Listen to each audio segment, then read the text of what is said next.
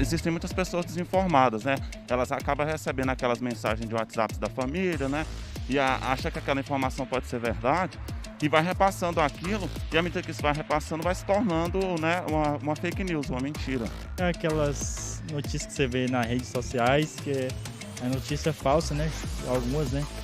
Você vai lá, entra lá, mas quando você vê é tudo mentira, né?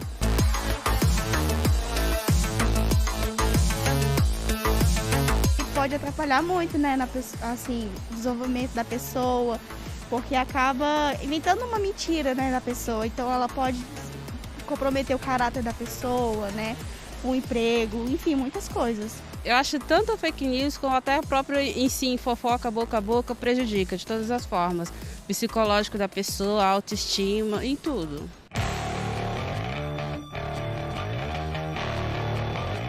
O vídeo tinha, né, você não pode chamar nem de profissionais, né, de uma empresa fazendo isso, né, pegando roda de cliente montada com pneu vazio e jogando no chão para amassar a roda do cliente. Vender um serviço fraudulento.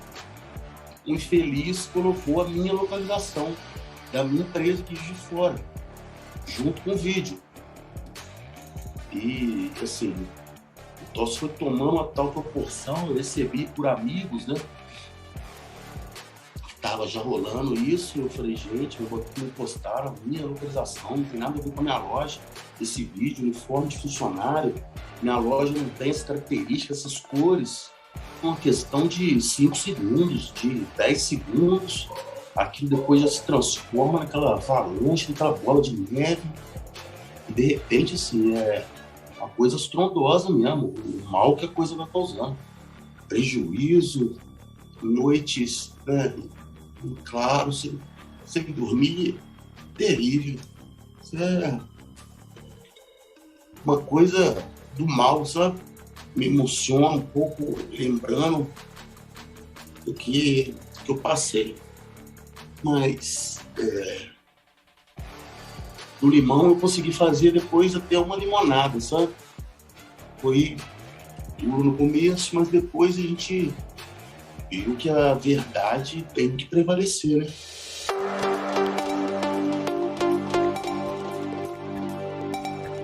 Primeiro a gente tem que lembrar que a fake news, ela sempre existiu. Ela tinha um nome de o boato, o fofoca. E a velocidade de transmissão dela, antes da internet, era uma. Quem nunca foi vítima de um boato, de uma fofoca, de alguma coisa? No livro Sapiens, quando a gente, logo no início, Yuval até cita a teoria da fofoca, né, em que os macacos alertavam os outros da aproximação de predadores, né? Existia isso. Joseph Goebbels, ele passou a tratar o boato, hoje chamado de fake news, como arte, como marketing político. Ele transformou isso numa ciência, a ciência do marketing, que é fundamentado em mentiras, tanto contra o outro como a favor de si próprio. E a partir de então muita gente passou a estudar a propaganda nazista, né? Ela era desde boatos e mentiras contra os adversários, aquela ideia de que uma mentira, essa é a frase mais famosa, mas não é só essa, uma mentira contada muitas vezes acaba se tornando uma verdade. A notícia falsa, ela não é uma novidade, né? No jornalismo, a gente sempre conviveu com a notícia falsa. Entretanto, a partir do momento que você oferece ferramentas para o indivíduo comum e você oferece ferramentas também para compartilhamento, essas notícias falsas elas se proliferam. E elas se proliferam de uma forma diferente do que era no jornalismo. Podemos dizer que a história é o jornalismo do outrora, tal qual o jornalismo é a história do agora. Então, ela joga luzes, informações, ela ilumina a verdade. E com verdade, tanto a verdade sobre o passado como a verdade sobre o presente, nós conseguimos combater o boato, a mentira na política, essa mentira como ferramenta de poder. É necessário que a sociedade brasileira, né, a população como um todo, entenda não apenas a natureza do jornalismo, mas também a natureza da comunicação feita através de redes sociais, né? E entenda como é fácil você criar um texto no WhatsApp, por exemplo, difamando uma determinada pessoa, com informações que não podem ser checadas facilmente. Né? Uma pessoa que tem uma experiência em texto faz uma denúncia, vamos chamar assim, em 10 minutos. Né? Mas para desbaratar aquilo, uma equipe de jornalistas vai demorar uma série de dias para conseguir fazer isso. A gente sabe que a desinformação, a mentira, ela não é uma coisa nova, né? Mas a gente tem hoje um modelo de consumo de conteúdo que é muito diferente do modelo que a gente estava acostumado a ter antes de ter internet e de ter esse potencial de comunicação direta entre as pessoas. Então, isso potencializa bastante o espalhamento de uma informação falsa, né? É muito mais comum hoje do que era há um tempo atrás. Hoje é facilitado pelo fato de que você tem uma série de plataformas que geram conteúdo, que geram imagens. Então, dependendo da sua intenção na disseminação de uma informação incorreta, inverídica, hoje é extremamente fácil você criar uma notícia falsa, dependendo aí da sua intenção. Outro fato é que as pessoas que recebem essas notícias, elas acreditam.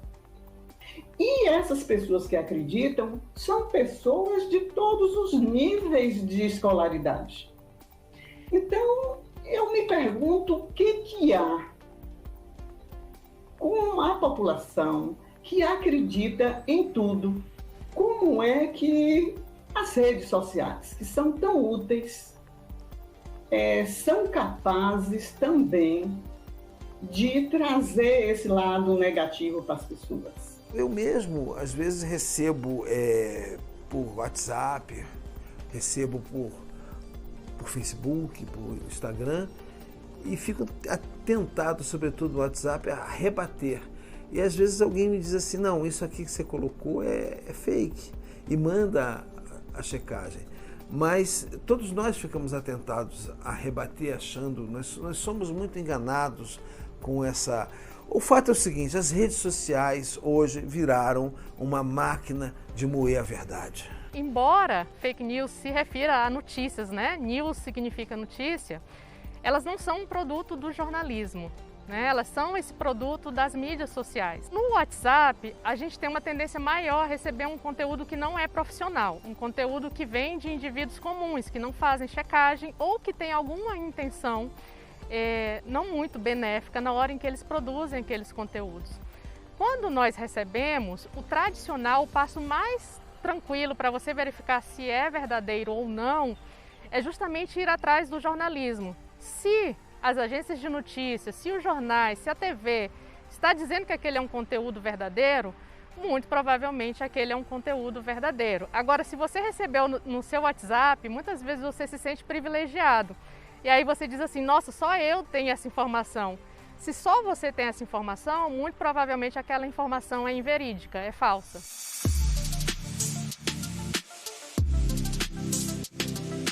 Existe a liberdade de expressão e existe eu violar o direito de alguém com a minha liberdade. A liberdade de opinar, a liberdade de criticar, ela não pode servir de anteparo para eu violar o direito do outro. Ela não pode servir para eu injuriar alguém. Então, a liberdade de expressão, é lógico, ela tem os limites, como tudo na vida tem os limites. Eu posso criticar, eu posso contestar, mas eu não posso, na minha crítica e na minha contestação, violar o direito. Eu não posso xingar, eu não posso imputar ao outro um crime que ele não cometeu, eu não posso ferir a honra dessa pessoa. Quando você passa desse limite, aí você ultrapassou a liberdade de expressão. Não está mais acobertado.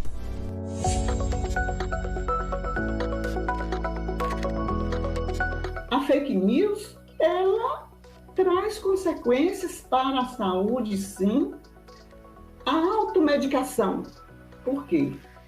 no Brasil, tem uma lista enorme de medicamentos que é de vendagem livre. A venda é livre. Então, se você coloca, divulga uma receita milagrosa, as pessoas, elas acreditam, elas começam a usar. Essas pessoas, na maioria das vezes, já traz consigo alguma doença, alguma comorbidade, que essa receita, ela vai prejudicar essas pessoas. E a automedicação, ela traz complicações, porque todo medicamento tem seus efeitos adversos. Tem desde os efeitos mais nocivos, mais graves, até efeitos banais. O grande problema são esses efeitos nocivos, né? A desorganização do nosso imaginário, a desorganização da nossa vida social, que a gente pode ver, por exemplo, quando a gente fala da Covid-19. Se eu tenho uma informação falsa, por exemplo, em relação à vacinação, e essa informação ela circula nas mídias sociais, eu posso, por exemplo, não querer me vacinar, sendo que a vacinação é um pacto coletivo.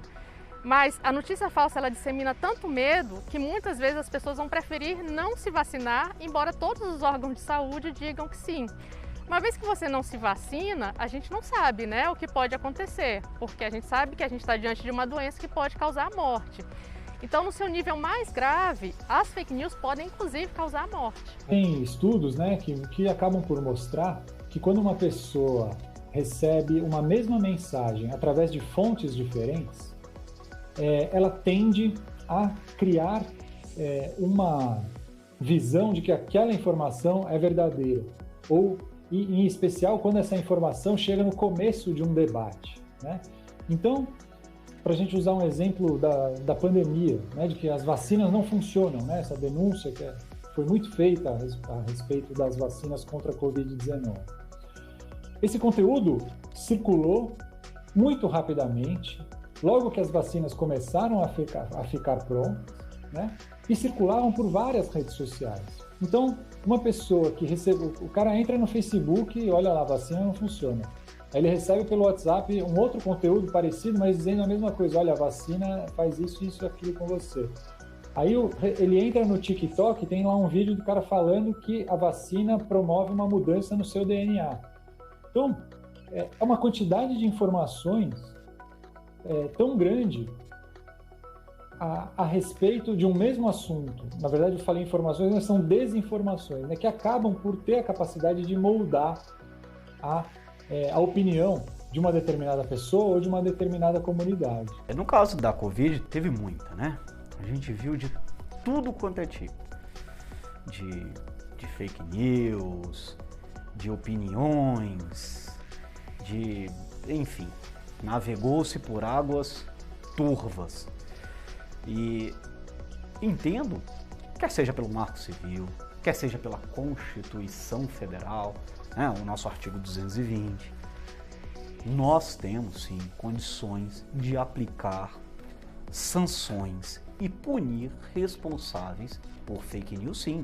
Não apenas quem as divulga, não apenas quem as confecciona, porque pode ter quem confecciona e entrega para outra pessoa divulgar, e pode até ter aquele que financia quem as confecciona ou quem as divulga.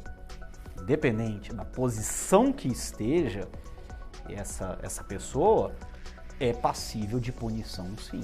É passível, estamos vendo o Poder Judiciário atuar nesse sentido, estamos vendo o Supremo Tribunal Federal se posicionar e criando realmente, fixando balizas, fixando jurisprudência sobre esse tema, sobre os limites, sobre as extensões, sobre a forma de se agir nesses casos.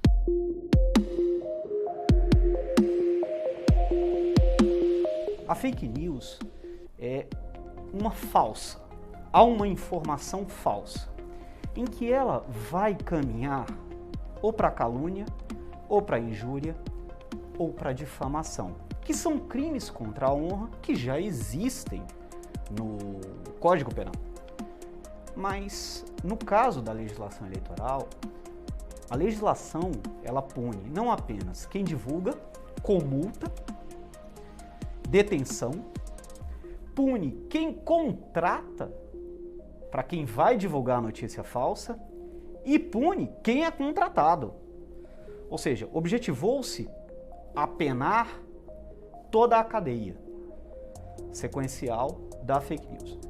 Eu considero que esse foi um marco importante na legislação brasileira, porque a fake news ela ganhou muito destaque na política, no âmbito eleitoral, nos benefícios que se obtém no âmbito eleitoral. Esse, para mim, sem dúvida, como um dos principais marcos da legislação tentar punir e desestimular, conter a fake news. Olha, o Brasil demorou um tempo para ter uma legislação, um marco que tratasse das questões de ambiente de internet. Não apenas sites, mas tudo que decorre do ambiente web. É um sistema, é uma comunicação, é uma nova mídia. Saímos da televisão, do rádio, existe esse novo mídia, meio de comunicação e que precisava ser regulamentado. Demorou um pouco para o Brasil ter essa legislação, mas ele hoje tem o que nós chamamos até de marco civil da internet, né? Isso é extremamente importante para o país ter uma legislação sobre isso, que ele era até cobrado por países outros que já tinham a sua legislação e o Brasil também precisava se posicionar legalmente com relação a esse tema.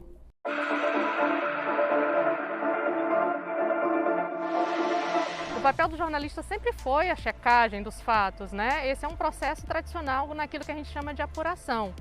Hoje o que acontece muitas vezes é que você não sabe se um conteúdo é verdadeiro ou falso. E eventualmente os profissionais de jornalismo eles precisam chegar para a audiência, para o leitor e dizer assim, olha, isso é um conteúdo verdadeiro e vale a pena você acreditar nele.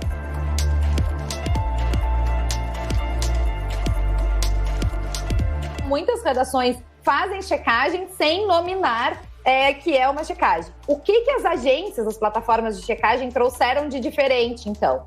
Trouxeram muito mais transparência, muito mais objetividade e muito mais qualificação desse debate que acontece, apontando quais as informações que são falsas e quais as informações que são verdadeiras diretamente. A gente precisa prestar atenção que áudios, imagens, sejam elas fotos, sejam elas vídeos, são muito facilmente manipuláveis no ambiente digital, então é importante a gente prestar atenção nisso, né? Desconfiar de áudios que não têm nenhuma indicação de onde vieram, né? Ou fotos que são recortes muito pequenos, né? Detalhes que podem dizer respeito a alguma outra coisa. E a gente também prestar atenção no contexto em que essa informação está sendo difundida. O Comprova tem redes de monitoramento de redes sociais que existem desde 2018 e que vêm sendo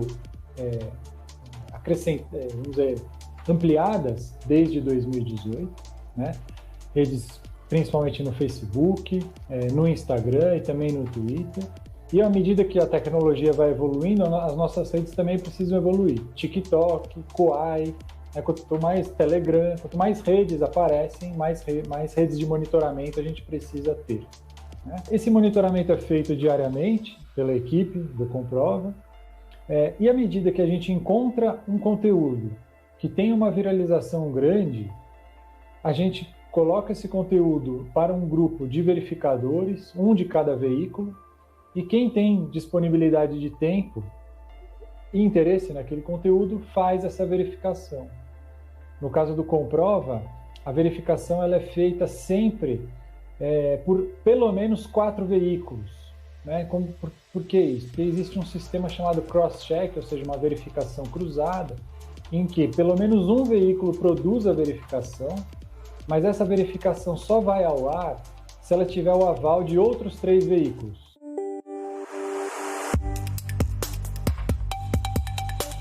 Você pega uma notícia, o texto da notícia, coloca lá no fake check e a partir disso, o modelo de aprendizagem de máquina vai o quê? Retirar todas as características daquele texto. E o que são essas características? Classes gramaticais de cada palavra, se tem erro gramatical ou ortográfico, se tem, por exemplo, uma classe gramatical que a gente não tem em notícias jornalísticas, se tiver adjetivos ou advérbios mais fortes, verbos no imperativo, compartilhe, verifique, traga, esse tipo de coisa não acontece no notícia jornalística, tá? Então o nosso modelo ele funciona dessa forma.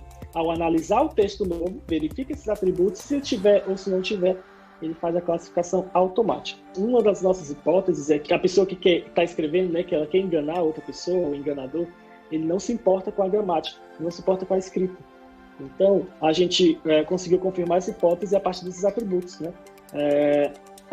Comparando com a gramática formal e a gramática dessas notícias que são falsas, que são fake, né, que a gente coletou para fazer o teste automático. Essas notícias passam muito rápido de um conhecido para outro, tá? Por isso é que novas tecnologias que vão vir, né, não só com o meu trabalho aqui na USP, mas também tem vários outros trabalhos aqui no Brasil e no mundo, tentando descobrir não só o que a gente chama de fake news, mas o conteúdo enganoso em geral.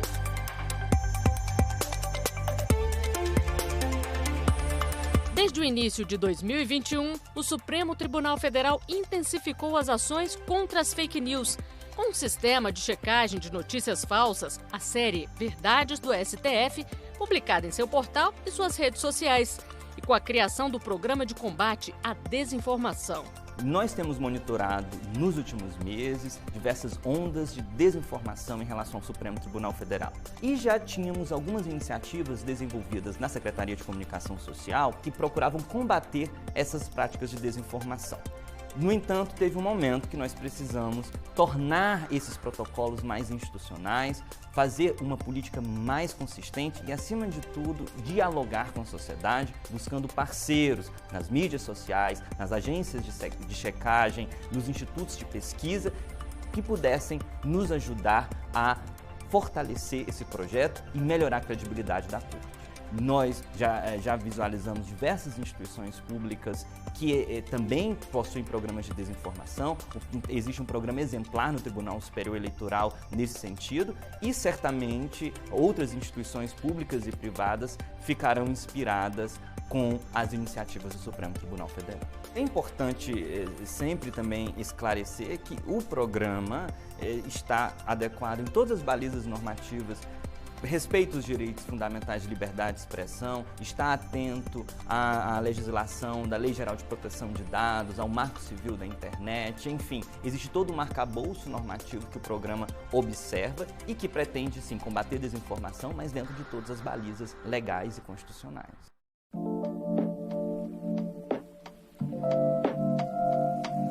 A pessoa, primeiramente, acho que não tem que ficar repassando qualquer notícia que chega no celular, sem você saber a veracidade, sem você saber a origem da mensagem. Você pode estar prejudicando uma pessoa e várias famílias, né, que envolve. E assim, o que mais me emociona é o tempo de trabalho para você chegar, sabe, aonde eu cheguei. Isso, tem 15 anos de trabalho.